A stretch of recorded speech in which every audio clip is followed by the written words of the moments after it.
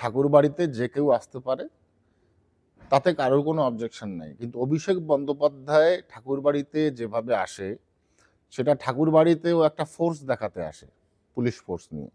এভাবে যদি ও এসে থাকে, ওকে পুজো দিতে দেব না আমরা, পরিষ্কার কথা। হাজার হাজার মতুয়া জমায়েত হবে, ধিক্কার মিছিল চলতে থাকবে। ওর পিসি আগে ক্ষমা চাক, হরিগুরচাঁদ ঠাকুরের বিকৃত নামকরণের জন্য আগে ক্ষমা চাক, তারপরে পুজো দিতে আসবে। ভোটের আগে অভিষেক বন্দ্যোপাধ্যায় কেন ঢুকতে চাইছে? এখানে এসে কোনো রকম রাজনৈতিক কোনো বক্তব্য, এই বাড়ির সদস্য সম্পর্কে কোনো রকম বক্তব্য আমরা শুনবো না। আর অভিষেক বন্দ্যোপাধ্যায় যে কথা বলেছে, তাতে আমার তো কোনোভাবে ওকে আসতে দেওয়া উচিত নয়।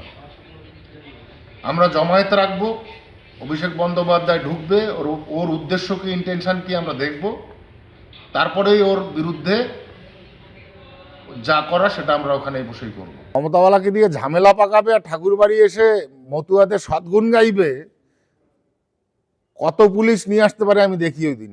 অভিষেক বন্দ্যোপাধ্যায় 9 তারিখে ঢুকলে এখানে এসে যা শোনার, যা দেখার দেখে যাবে অভিষেক বন্দ্যোপাধ্যায়।